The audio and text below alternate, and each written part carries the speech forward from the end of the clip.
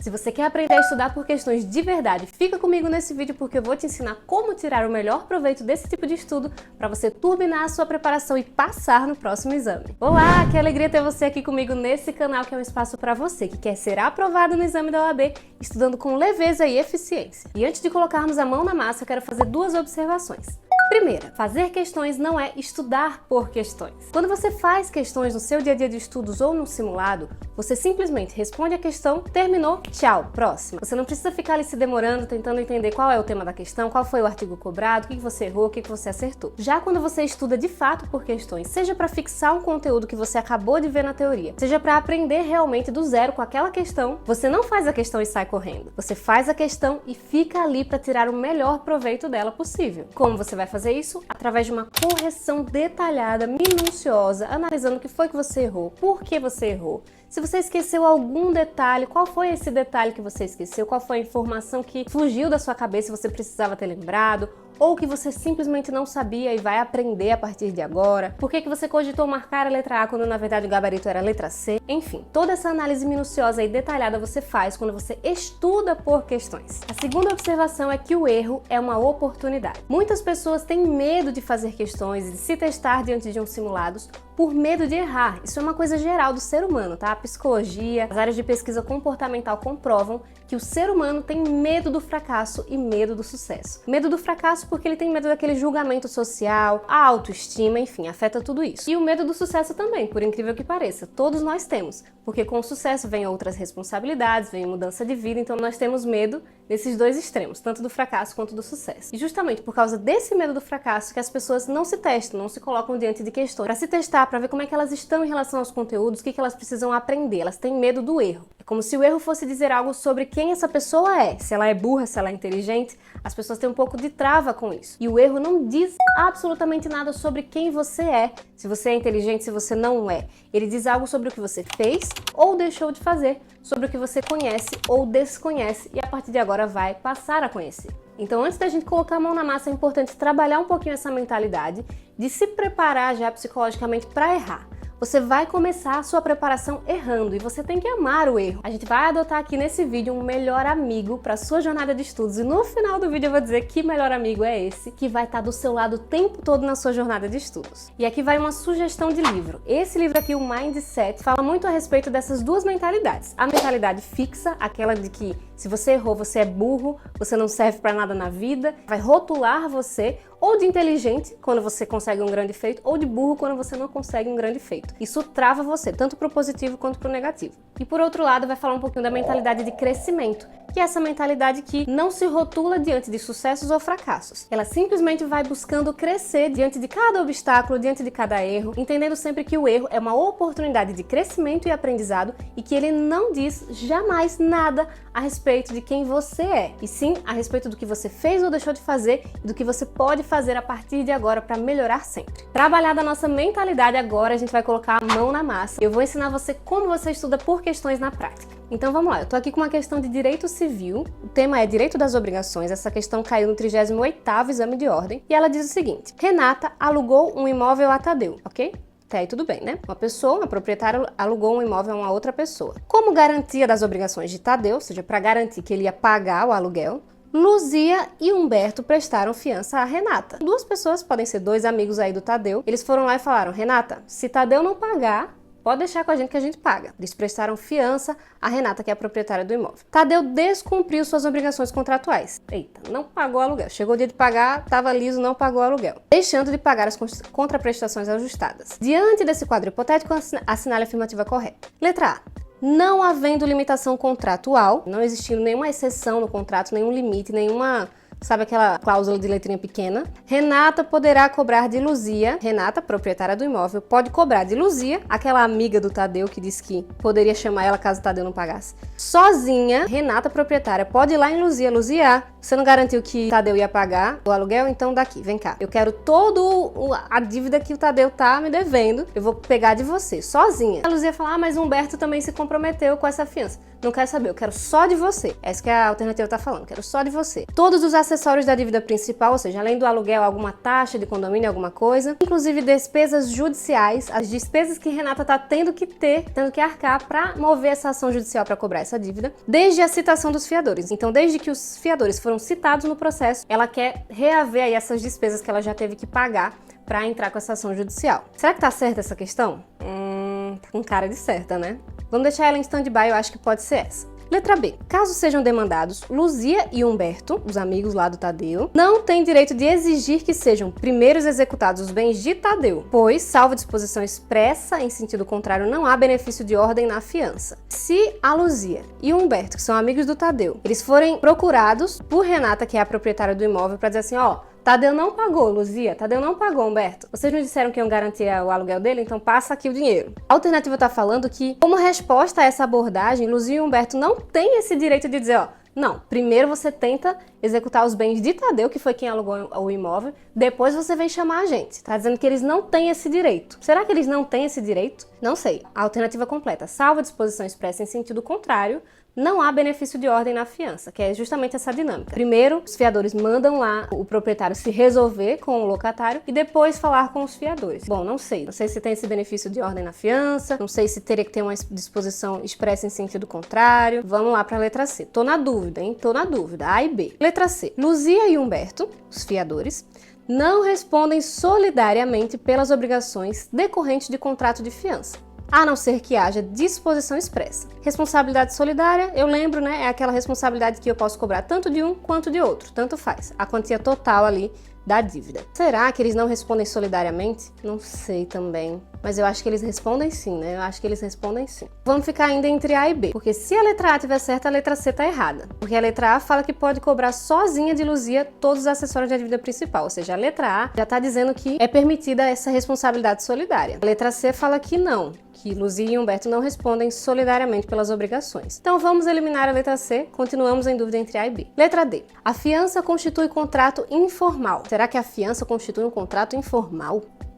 Entre Renata e os fiadores, Luzia e Humberto, e poderia ter sido celebrada ainda que contrariamente à vontade de Tadeu. Quer dizer, ainda que Tadeu não quisesse fiador na história ali, poderia ter celebrado um contrato de fiança, será? Tá muito estranho isso daqui, né? Ademais, não admite interpretação extensiva. Bom, letra C e letra D, vou eliminar porque eu tô achando estranho. Digamos que aí você junto comigo ficou na dúvida entre A e B. Vou marcar aqui a letra B, tá? Vou marcar a letra B. E nós erramos a questão juntos aqui, eu e você, pensando. Nós erramos, a resposta era a letra A. O que a gente faz agora? A gente sai correndo, a gente parte para a próxima questão e segue a nossa vida fazendo umas 30, 40, 50 questões por dia só para ter volume de estudo, volume de questões e não entende por que a gente errou a questão? Claro que não, meu querido abeiro. Agora a gente vai estudar por essa questão, entender por que a gente errou, qual é o fundamento correto dessa questão, qual era a informação que eu precisava saber ou ter lembrado para acertar essa questão. Então vamos lá. Vamos abrir aqui os comentários dessa questão. E o primeiro comentário já me traz um panorama geral da temática, falando que a fiança é um contrato que alguém denominado fiador garante satisfazer o credor, uma obrigação, blá blá blá. Enfim, tá conceituando o que é a fiança, o que é o contrato de fiança. Aí ele vai comentando alternativa por alternativa. O que vale a pena você observar durante o estudo por questões? Primeiro, qual é a alternativa correta? Aqui é a letra A. Então vamos entender qual é a justificativa. A fiança pode abranger todos os acessórios da dívida principal, incluindo as despesas judiciais, a partir da citação do fiador.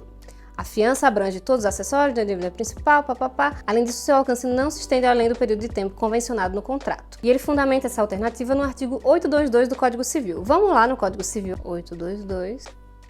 Pronto, achei. Não sendo limitada, a fiança compreenderá todos os acessórios da dívida principal, inclusive as despesas judiciais desde a citação do fiador. Tá muito parecido com o que está escrito lá na alternativa, né? Vamos abrir aqui. Não havendo limitação contratual, Renata poderá cobrar de Luzia sozinha. Essa parte não tem lá no artigo, mas a partir daqui tá igualzinho, ó. Todos os acessórios da dívida principal, inclusive as despesas judiciais desde a citação dos fiadores. A informação aqui que eu posso encarar como correta e que eu não sabia, que eu preciso guardar a partir de agora, é que não havendo uma limitação no contrato de locação, o proprietário pode cobrar do devedor todos os acessórios da dívida principal, ou seja, além do valor do aluguel, todas as taxas, todas as despesas judiciais, tudo que ele teve para além da dívida principal, ele pode cobrar desde a citação dos fiadores. Essa informação eu já posso guardar, eu posso já escrever no meu caderno de erros, que é o nosso melhor amigo aí na nossa preparação. Mas antes da gente ir para o caderno de erros, tem um outro detalhezinho que eu quero focar aqui.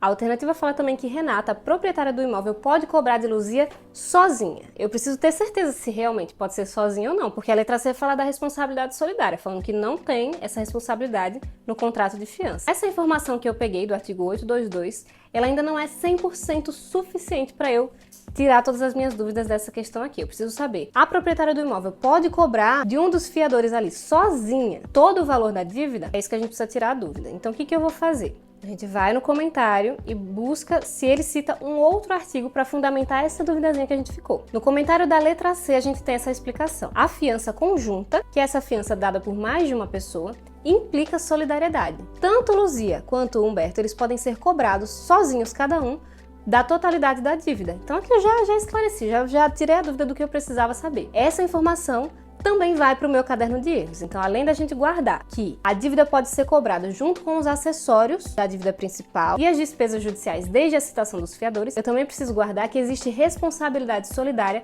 quando a fiança ela é estabelecida de forma conjunta, como foi o caso da questão aqui. Já entendi por que a letra A está certa. Agora, eu fiquei com dúvida na letra B, né? Eu marquei a letra B. E a letra B falava do benefício de ordem na fiança. Será que existe benefício de ordem na fiança? Vamos procurar aqui no comentário se ele traz essa resposta. O comentário da letra B diz o seguinte: o fiador tem o direito de exigir que os bens do devedor, o Tadeu, sejam executados antes de pagar a dívida. Então, antes dele ser procurado, ele fala, epa, não, eu disse que eu ia garantir sim, caso o Tadeu não pagasse, mas primeiro tenta executar os bens dele, depois você vem falar comigo. Então, esse benefício de ordem, ele existe no contrato de fiança. Já tirei também a minha dúvida. E o artigo que fundamenta essa informação é o artigo 827 do CC. Vamos lá no Código Civil. E o 827 diz o seguinte: o fiador demandado pelo pagamento da dívida tem direito de exigir, até a contestação da lide, que sejam primeiro executados os bens do devedor.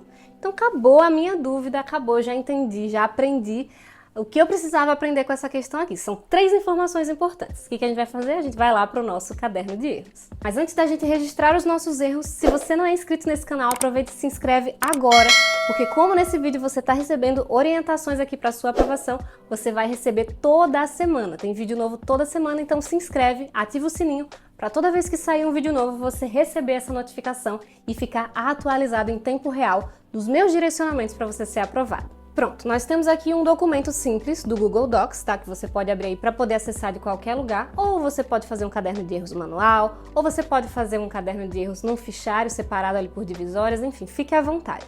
O importante é que você tenha um lugar onde você anotar e registrar essas informações que você aprendeu, essas informações novas que você descobriu com essa questão, ou informações que você não lembrava direito e que você conseguiu refrescar sua memória agora. Eu coloquei aqui o nome da matéria, e é interessante que você pelo menos separe o seu caderno de erros por matérias para facilitar no momento de revisão, e coloquei também o tema. Abaixo desse tema eu vou sempre elencar tópicos com essas informações que eu estou aprendendo para facilitar aqui no meu momento de revisão. O que eu preciso registrar do que eu aprendi com essa questão aqui? A primeira coisa que a gente aprendeu foi que a fiança compreende, ou abrange, vamos falar abrange, é bom você colocar com as suas palavras para ficar mais fácil de você entender, de revisar depois. A fiança abrange os acessórios da dívida principal, inclusive despesas judiciais desde a citação dos fiadores. Além dessa informação, o que eu aprendi também sobre fiança foi que a responsabilidade do contrato de fiança prestada conjuntamente, ou seja, por mais de uma pessoa, sempre colocando coisas que vão te fazer lembrar do conteúdo, por mais de uma pessoa, é solidária. Eu já consigo entender o que isso significa, mas se para você ainda não está muito claro, você coloca. Tanto um fiador quanto o outro pode ser cobrado sozinho da integralidade da dívida. Você pode colocar mais detalhes, caso você queira, mas seja o mais sucinto possível para esse material de revisão não ficar tão longo quando você for revisar e não dar aquela preguiça de revisar. A terceira informação que nós aprendemos com essa questão foi que existe sim benefício de ordem no contrato de fiança. Ou seja, o fiador pode exigir que o proprietário cobre primeiro o devedor. Pronto, acabou. Para depois exigir essa garantia de fiança. Não vou colocar mais informações aqui não. Tá vendo? Eu só gastei 3 linhas, isso porque eu tô no celular. Se tivesse no computador, talvez isso desse 1,5 linha ou 2. Não escreva muito, não escreva mais de 5 linhas, 10 linhas, para você não ter realmente um material de revisão muito extenso. O ideal é que esse caderno de erros seja enxuto. Então veja que eu coloquei aqui no caderno de erros não só o que eu errei, mas também aquilo que eu fiquei com dúvida, aquilo que eu achei meio ambíguo, uma informação nova sobre o tema que eu não sabia e sempre com fundamento na lei. Eu tive contato direto com a legislação. Além de ler o comentário, eu fui lá no artigo, deixa eu ver se é isso mesmo que esse comentário está trazendo. Ele citou o artigo, mas será que está escrito assim mesmo lá? Com quais palavras? Porque são essas palavras do artigo que o examinador vai usar para te confundir. Ele vai trocar uma palavrinha, vai colocar uma vírgula, vai colocar um não. E se você tiver o contato direto da fonte, tendo lido realmente o que diz o artigo, você vai ter mais segurança na hora de responder as próximas questões. As questões que, de novo, tratarem sobre esse tema no dia da sua prova. Então é assim que a gente tira o melhor proveito do estudo por questões. Espero que você tenha gostado e que faça isso a partir de agora aí na sua preparação. Se você gostou desse vídeo, deixa um like e comenta aqui.